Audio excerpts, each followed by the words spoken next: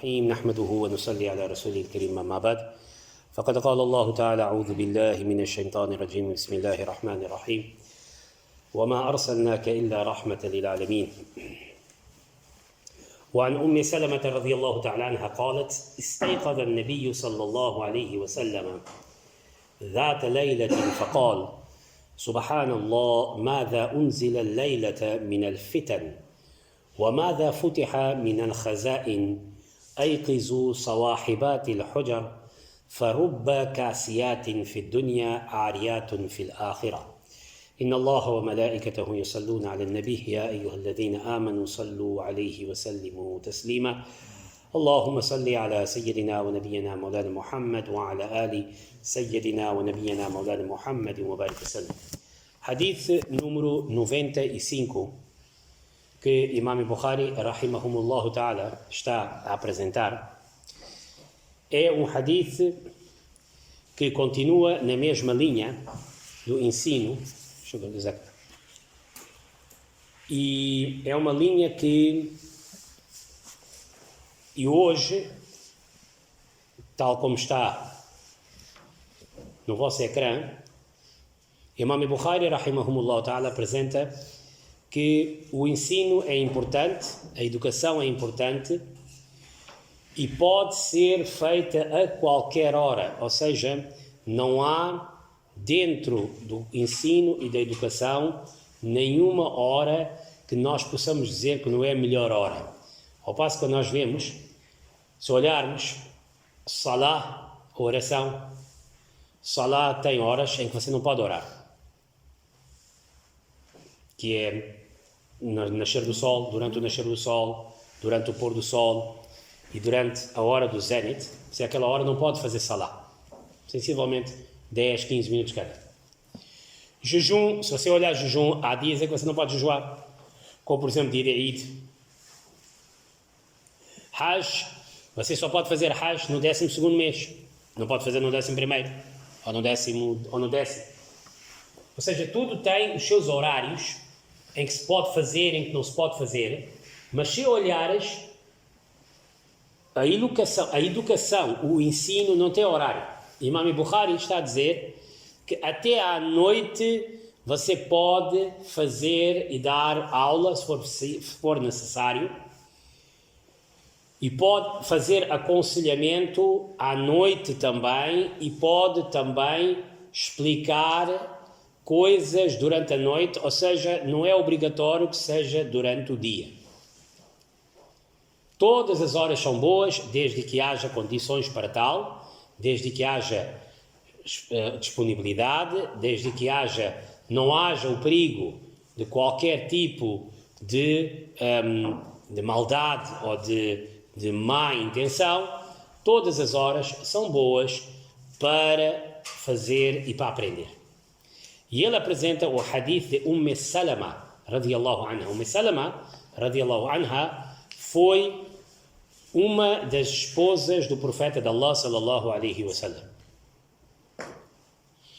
Ela estava casada com um senhor chamado Abu Salama e ele faleceu, e mais tarde recebeu ela uma proposta para se casar com o profeta de Allah sallallahu alaihi wasallam. Ela conta essa história, ela está a contar esse hadith, portanto, para vocês verem que não era só Bibi Aisha radiyallahu ta'ala anha que narrava memórias, também houve outras senhoras que narraram também memórias, uma delas, Salama radiyallahu anha. Ela diz, certa noite o profeta de Allah sallallahu alaihi wasallam acordou, ou seja, uma das noites em que ele passava com ela. De repente, à noite, ele acordou, acordou, acordou sozinho, ninguém lhe acordou, ele acordou sozinho, e disse, Subhanallah, exclamou, glória para Allah. Subhanallah, glória para Allah, você diz no momento em que, das duas uma, ou pode ter acontecido uma coisa extraordinariamente grande, né? Então você diz Subhanallah. Ou então algo terrivelmente assustador também pode acontecer, e tu dizes quase que glorificando a grandeza de Allah subhanahu wa ta'ala. O que tinha acontecido foi, Nabi Karim sallallahu alaihi wasallam diz, Mādhā unzila al-layla min al-fitan. Ou seja, ele acordou de noite, naquela noite, acordou e disse, Subhanallah, glória para Allah. O que é que Allah enviou esta noite dos fitna? Que tipo de fitna é que eu vi esta noite da parte de Allah? Como sabem, constantemente o profeta de Allah sallallahu alaihi wasallam estava a receber informação, conhecimento, sabedoria 24 sobre 24 horas. E naquele momento, e por vezes ele recebia quando estava a dormir, e por vezes ele recebia quando estava acordado. Sim, o Alcorão foi todo revelado enquanto ele estava acordado. Naquela noite ele deve ter visto, e o que é que ele viu? Ele viu fitna. E ele disse, e subhanallah, os fitna que desceram esta noite e que foram mostrados a mim, e os tesouros que foram abertos esta noite e que foram mostrados a mim. Ok. Primeiro, o que é um fitna?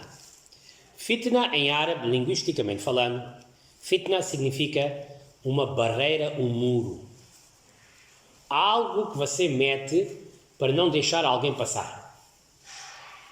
Imagina, temos esta porta e nós, nesta porta, em vez de fecharmos a porta, enchemos essa porta de malas e de cadeiras e já não conseguimos sair daqui. Então, essas malas e estas cadeiras, este muro, linguisticamente chama-se fitna. Linguisticamente chama-se fitna. Fitna é tudo aquilo que não deixa uma pessoa passar de um lado para o outro. Aquilo que a gente chama muro. Agora, teologicamente, islamicamente, o que é que chama-se fitna? Fitna é todas aquelas coisas que impedem um homem de chegar a Allah. Imagina, tu estás a ir para a mesquita, né? E chega um amigo e começa a dizer, esquece lá, vamos a um cinema e tal, esquece lá isso, fazemos namaz depois, vamos agora ir. Este amigo é um fitna. Ok? Então fitna não é só dinheiro, não é só mulheres, não é só haram, não. Fitna é tudo aquilo que te impede de fazer alguma coisa. Imagina, você quer ir festejar Corão, teu sabato. E chega um indivíduo e diz, olha, estás a ver este telemóvel? O telemóvel não é haram.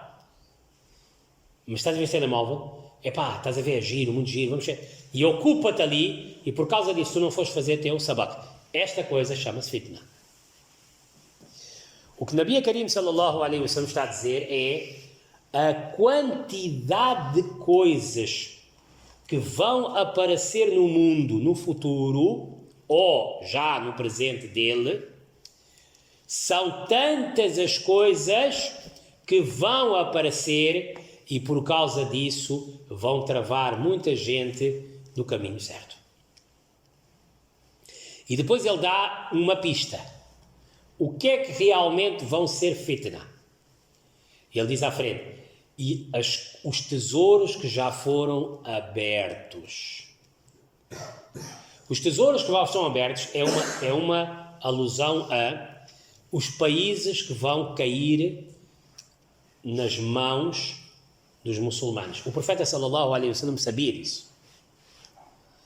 Própria a mãe, a Amina, quando o bebê está a nascer, Muhammad sallallahu alaihi wasallam está a nascer, a Amina diz que eu vi uma luz que saiu da minha barriga e foi parar até aquela zona do Levante, de Jerusalém. E eu percebi logo que este meu filho vai reinar até ali. E foi exatamente isso que aconteceu. O império do Islã chegou até ali. O império dos califas. E o próprio Heráclides na altura disse que eu tenho a certeza absoluta que se este homem que vocês estão a falar, de Muhammad sallallahu alaihi wasallam, for verdadeiro, onde eu estou aqui, Jerusalém, isto também vai ser dele. E foi. Depois caiu, depois voltou, depois caiu, depois voltou. Isso Mas ele vai chegar até lá.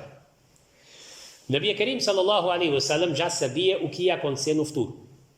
Por isso é que no dia em que ele falece, na tal segunda-feira de manhã, e quando o anjo da morte vem buscar a ele, o anjo da morte diz a ele que, olha, todas as pessoas que já morreram, nenhuma delas teve opção de ficar. O senhor é o único homem que a gente está a dar opção. Allah mandou dizer, se eu quer ficar, pode ficar mais tempo. Se quiser ir, pode ir. Por isso é que as últimas palavras de Nabi Karim sallallahu alaihi wasallam no mundo foi Allahumma bi rafiqil a'la. Ou Allah, eu quero ter como meu grande amigo. Eu quero ir ter contigo. Já acabou, estou farto disso. Isso mostra que ele já sabia o que ia acontecer no futuro.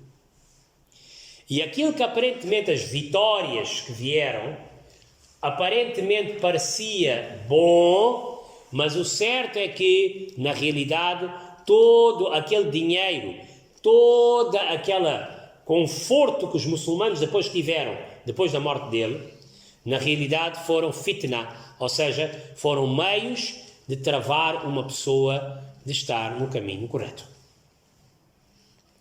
Aquela noite, Nabi Karim sallallahu alaihi wasallam viu isso. Viu mesmo, por isso é que há um hadith em que Nabi Karim sallallahu alaihi wasallam diz Inna li kulli umma fitna. Todos os povos têm um fitna, têm um teste. Fitna é uma coisa, para para ficar mais fácil, é um teste. Se você não passa esse teste, você não consegue ir para a frente. E se você chumba neste teste, você fica ali. Todos os povos tiveram um teste. Wa fitnatu ummati al-mal. E o teste do meu povo é riqueza. O que está a acontecer hoje em dia só mostra que o profeta de Allah sallallahu alaihi wasallam falou a verdade. Já sabíamos, não precisamos de ver isso. Nós todos muçulmanos temos uma profunda convicção que Nabi Karim sallallahu alaihi wasallam falou sempre a verdade. E tudo que ele falou foi porque Allah lhe disse. Sadaqa Allah wa sadaqa Rasul. Mas, para quem tenha dúvidas, veja o mundo, veja, e falando agora pessoalmente de nós, muçulmanos, o problema que os muçulmanos hoje todos estão metidos tem apenas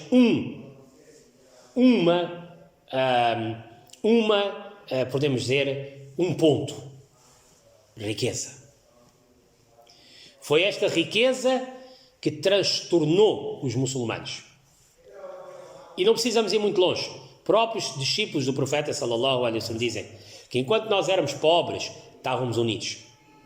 No minuto em que começou a entrar dinheiro, governo, riqueza, poder, os novos convertidos ao Islão começaram a entrar para ganhar dinheiro. Todas as guerras que aconteceram a seguir, internas, foi por causa dos novos convertidos. Porquê? Viam o Islão como uma grande maneira de ganhar dinheiro, e então entravam e criavam discórdias entre nós.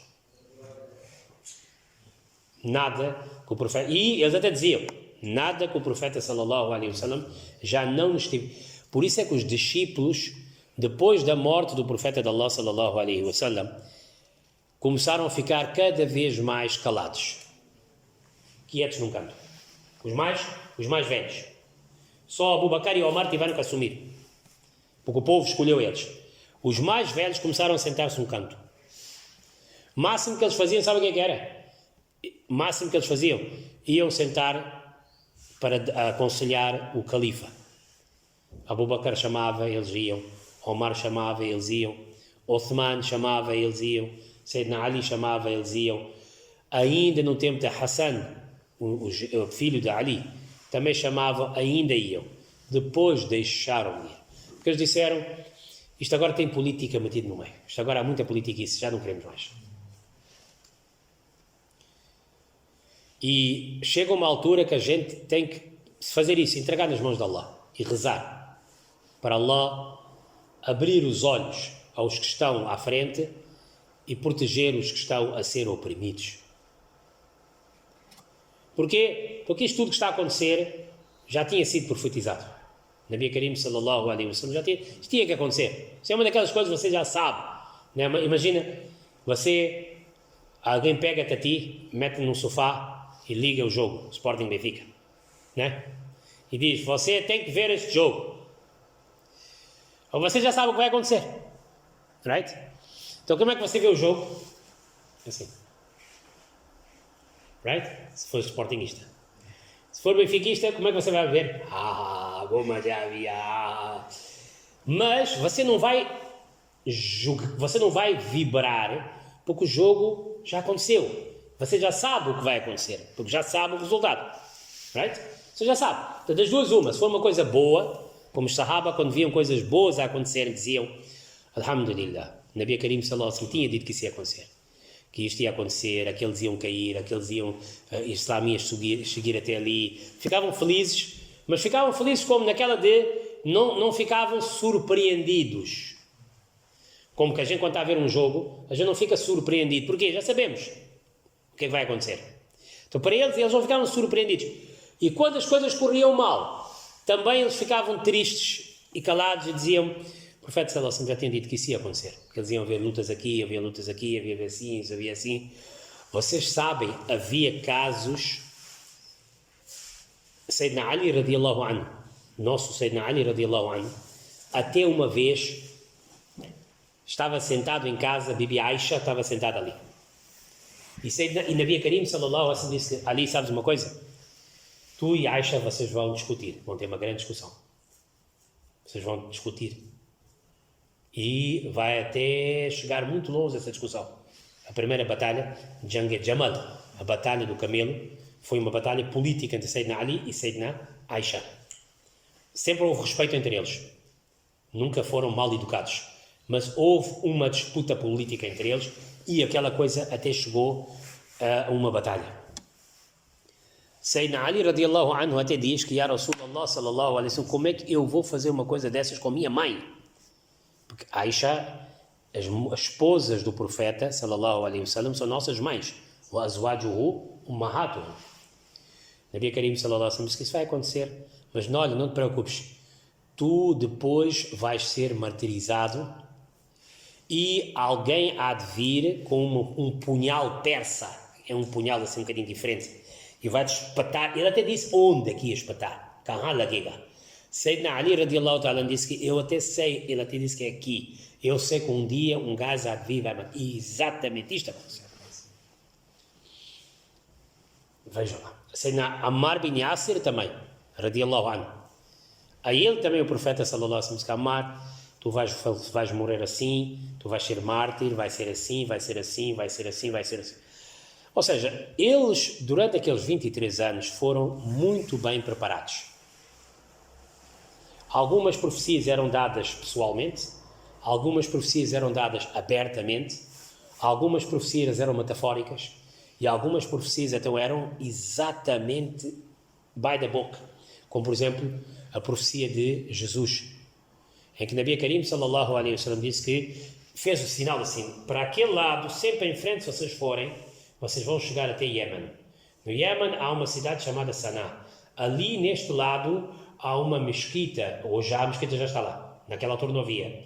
E nessa mesquita, um minarete, de um dos minaretes, eu não sei qual deles quatro é que ele disse, dali vai ser a hora da Asar, Imam Mehdi vai ver a Azan, Imam Mehdi vai avançar para fazer a Asar, e de repente todo mundo vai dizer, alguma coisa está a vir no céu, e hão de ver, mesmo em cima daquele minarete, daquela mesquita branca que eles chamam, Masjid Abiyad, vai descer, vão ver um homem com uma capa de romanos, aquela capa vermelha, de romanos, que vai estar apoiado em dois anjos, que o cabelo vai estar um bocadinho molhado, e vai ser Sayyidina Isa ala Nabina alayhi salatu wassalam que vai descer, e ele vai entrar na mesquita e vai fazer oração com vocês.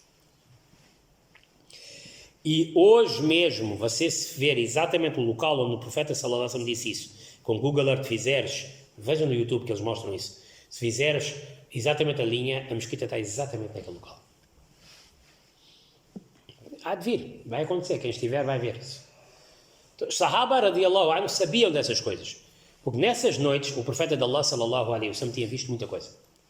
E reparam a ligação que ele faz entre os tesouros e os testes. Os tesouros que vão ser abertos para os muçulmanos. Você sabe que tipo de tesouros estamos a falar? Os muçulmanos, no espaço de 4, 5 anos, depois do profeta sallallahu alaihi wasallam ter falecido, 2 anos tiveram ali uns problemas internos, civis. Depois Omar assumiu, quando já toda a parte interna estava toda já resolvida. Num espaço de 5, 6 anos, Sayyidina Umar radiallahu ta'ala conseguiu conquistar facilmente todo o Levante. Quando eu estou a dizer Levante, estamos a falar Egito, Jordânia, Jerusalém, toda aquela zona do mundo toda, que era toda dos romanos. Os romanos fugiram dali, aos pontapés, e foram parar, sabe onde? Turquia, Istambul. E ficaram lá durante 600 anos. 600 anos ficaram lá. E depois, em 700 e tal, aliás, 600 anos não, desculpem, 200 anos. E em 700 e tal, os turcos juntaram-se, otomanos, e correram com eles, e então eles fugiram porque ali já o Constantino já tinha convertido ao cristianismo, e então fizeram do Vaticano uma mini Constantinopla. Antes disso, tudo que era dos romanos, tudo passou para a mão dos muçulmanos. E depois toda a Península Ibérica também caiu, e só o resto mediterrâneo não caiu porque não calhou. Isto é uma zona. Isto é a zona oeste, Gharb. Você se olhar para a zona este, toda Paquistão, Afeganistão, Índia, Bangladesh, China, tudo aquilo que era a Rússia naquela altura, Samarcand, Bukhara, toda aquela zona toda, caiu toda para as mãos dos muçulmanos. Primeiro era do Império Islâmico, depois passou para os Abássitas, e depois os otomanos ficaram com aquilo tudo até 1990, até 1922, há 100 anos atrás, precisamente. Nunca antes, no tempo dos otomanos, você tinha o que está acontecendo na Ucrânia agora. Você não tinha isso. Os muçulmanos não permitiam uma situação dessas, de agressão desta maneira. Nunca você tinha o que está a acontecer hoje na Palestina. Nunca, jamais. Aliás, enquanto Israel, não é Israel, Palestina, porque aquilo não é Israel, aquilo é Palestina, foi dos muçulmanos, nunca os judeus tiveram problemas. Número 1. Número 2, quando os cruzados cristãos tomaram ocasionalmente a Jerusalém, todos os irmãos judeus fugiam para os países vizinhos islâmicos. E depois, quando os muçulmanos voltavam a capturar, eles voltavam. Eu contei-vos ontem a história, que das 2 vezes Omar e mais tarde Salahuddin, quando eles assumiam a chefia de Jerusalém, os judeus voltavam para fazer a peregrinação. A peregrinação deles ali, aquela muro das lamentações. E a peregrinação acabava quando os cristãos tomavam conta outra vez do processo. E hoje eles estão a fazer o que estão a fazer. Apesar de, voltamos a dizer, muitos dos nossos irmãos judeus estão do lado dos palestinianos. E, inshallah, vai-se ganhar. Com a ajuda da Europa ou dos países ocidentais, ou sem a ajuda deles, eles vão acabar por ganhar. Porque até hoje, nunca Golias ganhou David. O Corão Majid, quando conta a história de David e Golias, conta a história de um opressor tirano, que era o Golias, e um oprimido crente, que era David. E disse, quem acabou por matar no fim foi David. E David vai ganhar. E curiosamente, eles aceitam David. Mas eles não seguem o que Daúd alayhi salatu wassalam fez. Não fazem. Isso é só para o povo ver, para nós vermos, cada um de nós, que a tirania pode ganhar durante alguns dias. Mas quando cair, vai cair estrondosamente. Depois cada um vai dizer que isso foi por causa disso, cada um depois arranja as suas desculpas, né? Como um corpo que fica enterrado, e você abre depois de 20 e tal anos, o corpo está igual. Então o cientista o que é que vai dizer? Isto são os antibióticos. O crente o que é que vai dizer? O homem rezava. a terra gosta dele, o outro vai dizer outra coisa, cada um depois vai fazer a sua análise. Mas na realidade, uma coisa é certa, o David vai sempre ganhar ao Golias. E aqui eles acreditam em David, nós acreditamos em Daúd, alayhi salatu wassalam. Aqui quem é David somos nós, porque aqui quem está a ser oprimido é este povo. Como na Ucrânia também quem está a ser oprimido são aquele povo. E sempre os que estão a ser oprimidos vão acabar por ganhar. Se não for hoje, vai ser amanhã, inshallah. Nós o que temos que fazer é fazer dua para eles, para que Allah subhanahu wa ta'ala, quando der vitória, e inshallah vai dar vitória, também possa servir para nós alguns pontos que, olha, vocês também rezaram por eles, alhamdulillah. Só por isso. E então, os muçulmanos naquela época ficaram com tudo. Toda a zona leste do mundo, do globo, ficou nossa. E toda a zona de oeste até a zona do Mediterrâneo e mais para a frente também ficou nosso. Isto império. Tirando a conversão em massa da África pelos imigrantes e outras zonas do mundo. E a ciência também estava totalmente na mão dos muçulmanos. Mas isto tem um preço a pagar. Riqueza, fama, poder, tem um grande preço a pagar. Um homem com isto, normalmente é apanhado e começa a haver discórdias, pancadaria, ganância, ambição, e isto mexe com a fé. Daí é que naquela noite, Nabi Karim sallallahu alaihi wasallam disse que os fitnas que eu estou a ver a descerem nesse mundo e os tesouros que estão a abrir é demasiado. Nabi Karim sallallahu alaihi wasallam viu todo o filme. Se calhar até coisas que ainda não aconteceram também viu naquela noite. E por essa razão, naquela noite ele disse à sua esposa, Salama, vai acordar as tuas companheiras. As outras esposas. Vai acordar todas elas. Vai acordar elas todas hoje. Acorda, e era para quê? Para elas acordarem, para elas fazerem ibadah. Vai acordar para elas rezarem.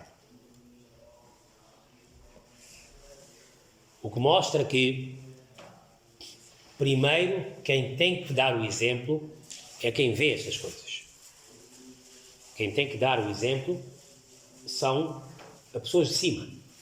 Se o pessoal de cima não dar o exemplo, não começarem eles a fazerem as boas ações, o povo não vai fazer.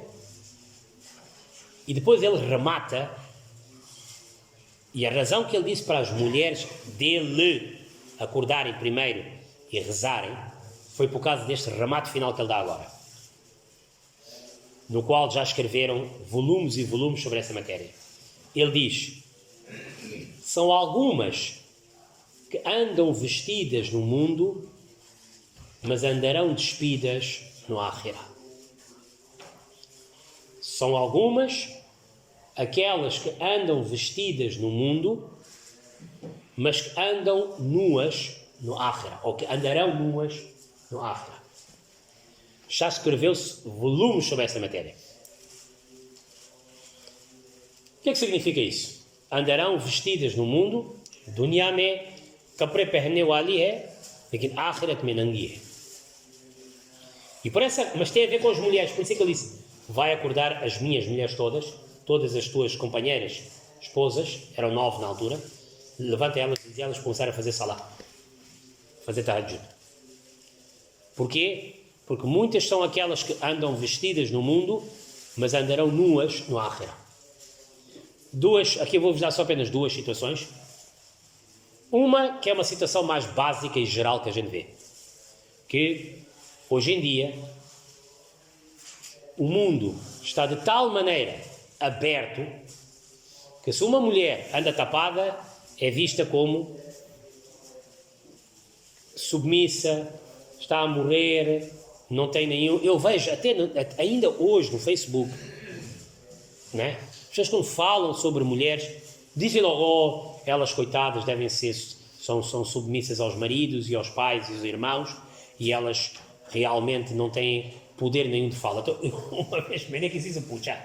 Disse, olha, se as mulheres andam tão submissas no mundo, por que é que os homens não têm 4 mulheres? Por que é que os homens não têm 4 mulheres? Se elas fossem tão submissas e tão violadas e tão violentadas e tão espezinhadas e tão esmagadas e pisadas, né? Ao ponto de elas têm que usar o lenço e têm que andar tapadas porque senão serão chicoteadas pelo marido. Por que é que esses maridos não têm 4 mulheres? Vocês acham que os maridos não têm 4 mulheres porque não querem? Não têm 4 mulheres porque as mulheres não deixam. Então se as mulheres não deixam eles casarem com outras, isto não mostra que elas têm poder em casa? Está a ver? Onde é que está a lógica nisso? As mulheres estão... Porque o que é que custa às mulheres ocidentais, e quando eu digo ocidentais não estou a dizer mulheres, estou a falar mulheres que vivem emancipadamente e que não vivem em famílias, não é? Custa a elas aceitarem que há mulheres que usam o hijab porque querem, que há mulheres que usam a burca porque querem, que há mulheres que gostam de andar mais tapadas porque querem. Custa a elas aceitarem isso, porque o que lhes foi imposto na cabeça, muitas das pessoas dizem, eu faço aquilo que eu quero. Tu não fazes aquilo que quer. Nenhum homem, nenhuma mulher faz o que quer.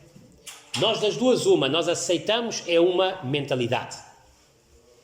Nós estamos vestidos de jubô e topi e barba, é porque a mentalidade que vimos no Alcorão e na Sunna nos fez assim. Mas se nós estamos a vestir sem jubô, sem barba, a vestir da europeia, com calça, camisa e calção, é porque a mentalidade da sociedade nos fez assim. Ninguém anda lá fora de cuecas. Ninguém anda. Sabe porquê? Porque a mentalidade da sociedade não ensinou isso. Nem a mentalidade religiosa ensinou isso. Ninguém lá fora anda, né, de toalha embaixo, como no Ihram, no dia-a-dia. Ninguém anda assim. Porquê? Primeiro porque nos livros divinos não vem isso. Só vem quando a gente é peregrino. E segundo, a sociedade não faz isso. Se nós hoje andamos de calça e camisa é porque a sociedade nos ensinou a usar de calça e camisa. Não é porque a gente da nossa cabeça decidiu isso. Porque se todo o mundo pudesse decidir usar o que quer, você hoje teria pessoas, uns a usarem roupa de mulher, outros a usarem roupa de toalhas, outros a andar de cuecas, outros a andar sem nada. Porquê que não existe homens e mulheres a andarem nus lá fora? Nus, ou seja, sem nada. Porque a sociedade não tolera isso. Portanto, essa conversa que dizem, tu usas aquilo que queres, é mentira. Tu usas aquilo que a sociedade te impõe. Ou então, tu dizes, não quero, eu quero usar o que a religião me impõe. Então, se uma pessoa quer usar o que a religião lhe impõe, ela é criticada. Mas se essa pessoa usa o que a sociedade lhe impõe, ela não é criticada. Depois o que é que acontece? A pessoa que realmente usa o que a sociedade lhe impõe, critica o outro lado e é incapaz de aceitar que aquela pessoa tem direito. Nós usamos aquilo que queremos. Está bem. Então se esta mulher disser a ti que ela quer usar burca, por que é que tu não aceitas? Se esta mulher diz que eu quero andar tapada, por que é que tu não aceitas? Se esta mulher diz que eu quero usar hijab, por que é que tu chamas ela talibã? Se este homem usa, agora, graças a lá, barba grande já é normal. Os jogadores de futebol também já usam. Mas vocês, há 10, 15 anos atrás, um homem que tivesse barba comprida era visto como um talibã, como um radical. Era visto como perigoso. E as pessoas olhavam com desdém a essa pessoa. Hoje em dia já é normal. Isto hoje em dia já é normal. Portanto, esse conceito de eu uso porque eu quero é mentira. Você está a enganar a ti própria. Você não usa porque você quer. Você usa porque a sociedade impingiu-te. Basta ir às escolas. Miúdas. As raparigas todas têm que usar um tipo de roupa. Porque se não usarem, as amigas vão pôr elas de lado. Hoje em dia até os nossos rapazes também são assim. Se o rapaz não usa um ténis específico, né, ele é posto de lado. Ele não entra no pack of wolves. Não entra. O grupo não lhe aceita. Chamam ele de pobre. O rapaz é obrigado a comprar coisas só para pertencer ao grupo. Se vocês veem na escola, se ele não tem um determinado tipo de telemóvel, ele é posto de lado. Se ela não tem um determinado tipo de telemóvel, ela é posta de lado. Quem é que tem própria vontade hoje em dia? Estão a enganar a quem? Estão a enganar a vocês próprios. Nós somos produto da sociedade. Tirando aqueles que dizem, não quero ser um carneiro, quer ser diferente. Então, aí o que é que ele faz? Das duas, uma. Ou entra num culto maluco e fica mais maluco aí. Então veste-se góticos, aqueles roupas pretas, malucas e tudo mais. Ou então entra num culto naturista. Ou entra num culto de metal. Ou então diz, vou estudar a minha religião. Eu acho que eu vou. E então entra na religião. Vocês vão dizer qual deles é o melhor. O melhor é aquele que é independente, que é feliz, que não faz mal a ninguém. Porque às vezes você pode entrar num culto religioso e sair maluco também. Porque às vezes há religiosos que são intolerantes e que metem-te minhocas na cabeça e vamos conquistar o mundo e vamos fazer um califado e vamos matar os infiéis e tudo mais. Também há disso. Ninguém está a dizer que não há. Também há. Não podemos dizer que todos os religiosos são bons. Não. Também há malucos. E grandes malucos. Mas o que estamos a dizer é que no mundo, no planeta Terra, onde a gente vive, tendo em conta que nós somos filhos de Adão e Eva, nós iremos sempre escolher um caminho para seguir. Um caminho traçado. Ou vamos escolher um caminho religioso, ou um caminho de malucos, ou um caminho de sociedade, ou um caminho diferente, mas vamos, e nós não podemos nos enganar a nós próprios dizendo, eu sigo a minha cabeça, é mentira, tu não segues tua cabeça nenhuma. Então, Nabi Karim sallallahu alaihi wasallam está a dizer, muitas serão aquelas que estarão vestidas, mas estarão na realidade no Akhirat nuas. O primeiro significado pode significar que muitas vezes uma mulher usa um determinado tipo de vestuário que na realidade é um vestuário tão provocativo e tão mau que é como se ela estivesse nua. Aliás, se ela estivesse nua também ninguém olhava para ela. Com aquele vestuário que ela usa.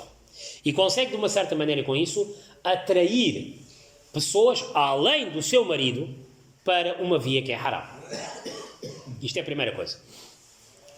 2. Também pode significar que uma mulher pode vestir-se bem. Perfeitamente bem. Mas continuar a ter atitudes tão feias, que no dia do Akhira ela vai estar nua, ou seja, no dia do Akhira as pessoas finalmente vão ver quem ela é. Mas ela vai pensar que o meu vestuário chega. O vestuário é importante, mas não é sinónimo de que está tudo bem. O Islã, a barba faz parte do Islã. Sim, faz. Mas isso não quer dizer que quem tem a barba é 100% muçulmano. Hijab faz parte do Islã. Faz. Mas isso não quer dizer que quem tem a hijab já não precisa fazer mais nada. Está completamente livre. Também não. Não quer dizer isso. Porque aí levanta-se aquela grande pergunta. Que o Islão está na barba ou a barba está no Islão? Isto é uma pergunta muito forte. Está o Islão na barba? Ou está a barba no Islão? Muito importante perceber isso. Qual deles é que está dentro? Portanto, aqui Nabi Karim sallallahu alaihi wasallam quando diz isto, está a demonstrar duas coisas. Primeiro, o facto de ela ir mal vestida leva ela para fazer coisas e levar outros para outras áreas onde pode efetivamente desviar as pessoas. Número 2, mesmo o facto de ela estar bem vestida, ou seja, ela está vestida, mas na realidade não está. Ou então pode significar que ela está vestida, mas por dentro não presta. Essas duas coisas podem. Isso mostra que a indumentária é importante, mas não é tudo. Salá é importante, mas não é tudo. Jejum que a gente está a fazer é importante, mas não é tudo. Hajj é importante, mas não é tudo. Conhecimento é importante, mas não é tudo. tudo é fé. Sem fé, nada vale. Isto, aí não há como tirar. Daí que a fé tem que ser trabalhada. Acreditar que só Allah dá e só Allah tira. E aceitar no dia do juízo final, no último dia, e aceitar em Allah e no último dia, essas são, na realidade, as fés que são tudo. Se você não tiver essas duas fés, você naturalmente não vai chegar lá. Então, Nabi Karim sallallahu alaihi wasallam disse, e por essa razão disse, olha, ou seja, ele deve ter visto que vai haver mulheres que, você vê, vão estar de hijab, né? Mas você vê a roupa delas, eu nem sei porque que usa hijab. Hoje em dia você vê. Estão de hijab, mas usam roupa tão apertada, nem valia a pena ter hijab. Ou então vai ter um hijab, mas o hijab vai ser um hijab ainda mais bonito, que vai chamar a atenção às pessoas. Porque o hijab, o que é que o hijab e a roupa têm? Duas coisas. Número 1, tapar o corpo. Número 2, afastar qualquer tipo, isto é homem e mulher, as duas coisas. Não atrair más energias. A roupa tem o libasu taqwa dhalika khair. Islã, quando diz usar roupa, vocês vão reparar, Islã não diz que tipo de roupa. Apenas diz o libasu taqwa dhalika khair. Libas tem tem um fundamento no mundo. O fundamento do mundo é tapar o corpo. Para a pessoa não andar na rua. 2, não atrair pessoas para ele. Más pessoas para ele. No minuto em que a pessoa usa uma roupa em que não tapa o corpo, então é como se estivesse nua. Como as roupas de hoje em dia. 2, no minuto em que uma pessoa usa uma roupa que, em vez de afastar as pessoas dela, puxam-na, então o efeito não está a ser tomado. Daí, sallallahu alaihi wasallam. E como é que se combate isso? Por isso é que, antes de ele ter dito isso, ele disse, vai ter com as tuas irmãs, as esposas de Nabi Karim sallallahu alaihi wasallam, e diz elas para levantarem e fazer salah.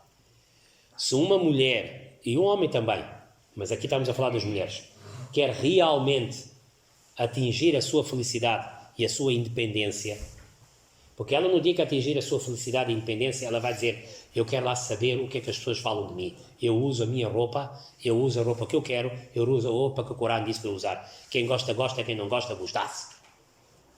Por isso é que muitas vezes nós dizemos às pessoas que entram no Islã, os convertidos e às convertidas, é que vocês, em vez de estarem primeiro preocupados com o vestuário e tudo, primeiro limpam o vosso interior. E como é que se limpa o interior? Primeiro, iman.